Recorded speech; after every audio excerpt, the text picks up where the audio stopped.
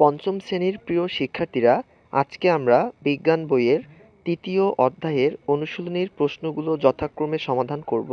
তো তোমরা যারা যারা ভিডিওটা দেখছো মনোযোগ সহকারে সমাধানগুলো নিয়ে নাও। ওকে, প্রথমে আমাদের বই থেকে সঠিক উত্তর যে রয়েছে আমরা সঠিক উত্তরটিতে টিক চিহ্ন দিব।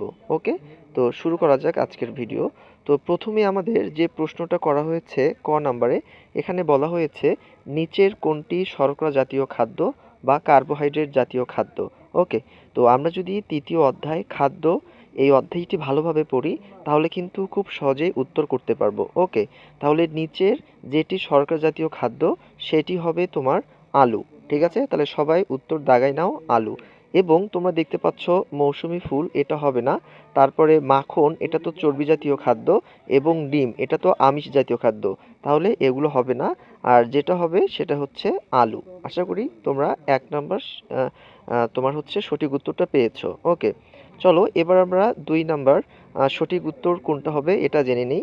২ নাম্বার ক্ষয়ে আমাদের দেওয়া আছে যে পাশের চিত্রের ফলমূলে নিচের কোনটি অধিক পরিমাণে থাকে। ওকে, তো তোমরা সবাই যে এই ফলগুলো খেয়াল করো তাহলে বুঝতে পারবা এখানে অসংখ্য ফল দেওয়া আছে, আর এই ফলগুলোতে যে ভিটামিনটি থাকে সেটা হচ্ছে তোমার ভিটামিন সি, অর্থাৎ ক্ষয়ের উত্তর হবে ভিটামিন সি। ঠিক আছে, এবার আসো আমরা গ নাম্বার সঠিক উত্তরটা দেখে নেই। গ নাম্বার প্রশ্নে দেওয়া আছে যে কিউরিং পদ্ধতিতে খাদ্যশস্য কিভাবে সংরক্ষণ করা হয়।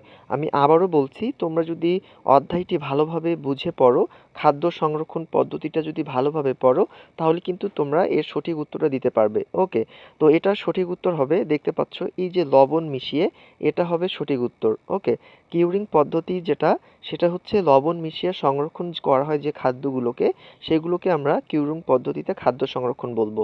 ওকে, এবার চলে আসো আমরা ঘ নম্বর প্রশ্নটা কিভাবে সঠিক উত্তরটা জেনে নেই। যেখানে বলা হয়েছে ঘ নম্বর প্রশ্ন, অনিয়মিত খাদ্যাভ্যাসের ফলে আমাদের কি হবে।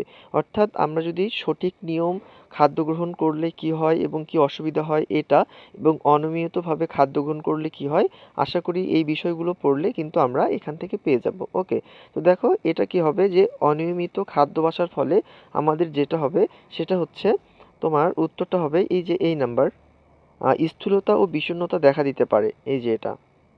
ঠিক আছে, অর্থাৎ ঘ নাম্বারটা হবে আমাদের সঠিক উত্তর। ঠিক আছে, তো এবার আমরা দেখব আমাদের ২ নম্বর যেটা দেওয়া আছে সংক্ষিপ্ত প্রশ্নের উত্তরগুলো আমরা এবার সলভ করার চেষ্টা করব।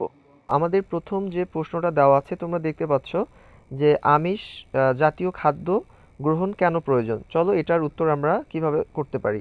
প্রশ্নটা দেওয়া ছিল আমাদের যে আমিষ জাতীয় খাদ্য গ্রহণ কেন প্রয়োজন। তো আমি উত্তরটা সুন্দর করে এখানে তোমাদের দিয়ে দিয়েছি, তোমরা দেখতে পাচ্ছ আমাদের শরীরের বৃদ্ধি ও সুস্থতার জন্য আমিষ জাতীয় খাদ্য গ্রহণ অত্যন্ত জরুরি। এর প্রধান কারণগুলো দেওয়া হয়েছে।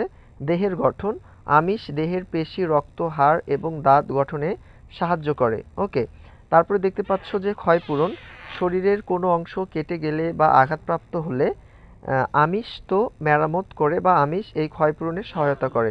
ওকে, তারপরে দেখতে পাচ্ছ বৃদ্ধি সাধন, এটি শিশুদের শারীরিক বৃদ্ধিতে বিশেষ ভূমিকা পালন করে। ওকে, তো আমাদের ২ নম্বর প্রশ্ন ১ নম্বর প্রশ্ন সমাধান করা হয়েছে। এবার ২ নম্বর যে প্রশ্নটি দেওয়া ছিল তোমরা দেখতে পাচ্ছ যে সুষম খাদ্য গ্রহণের উপকারিতা লিখতে হবে। আমরা যে সুষম খাদ্যগুলো গ্রহণ করি কেন করব, এর কিছু উপকারিতা রয়েছে। তো উত্তরটা তোমরা সবাই খেয়াল করো। সুষম খাদ্য হলো এমন খাদ্য যাতে শরীরের জন্য প্রয়োজনীয় ৬টি পুষ্টি উপাদান সঠিক পরিমাণে থাকে। এর উপকারিতাগুলো হলো, এখন আমরা এর উপকারিতা সম্পর্কে জানব।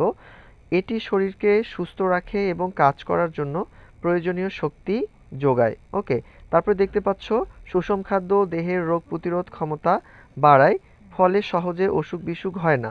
তোমরা ৩ নম্বর দিবা যে দেহের স্বাভাবিক বৃদ্ধি নিশ্চিত করে এবং মেধার বিকাশে সাহায্য করে।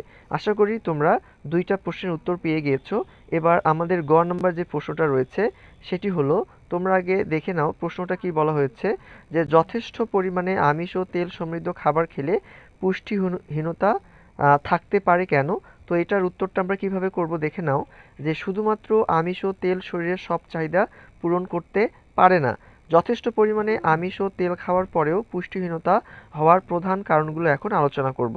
তোমরা ১ নম্বরে দিতে পারবা সুস্থ থাকার জন্য আমিষ ও তেলের পাশাপাশি শর্করা, ভিটামিন, খনিজ লবণ ও পানি পর্যাপ্ত পরিমাণে প্রয়োজন। ওকে, তারপরে তোমরা 2 নম্বরে দিতে পারবা যে যদি খাবারের ফলমূল ও শাকসবজি ভিটামিন ও খনিজ না থাকে তবে শরীরে বিভিন্ন অভাবজনিত রোগ দেখা দিতে পারে।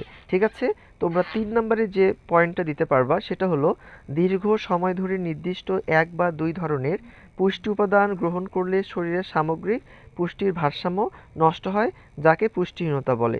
তো প্রিয় শিক্ষার্থীরা, আশা করি তোমরা তোমাদের সংক্ষিপ্ত প্রশ্নগুলোর উত্তর যথাক্রমে পেয়ে গিয়েছো।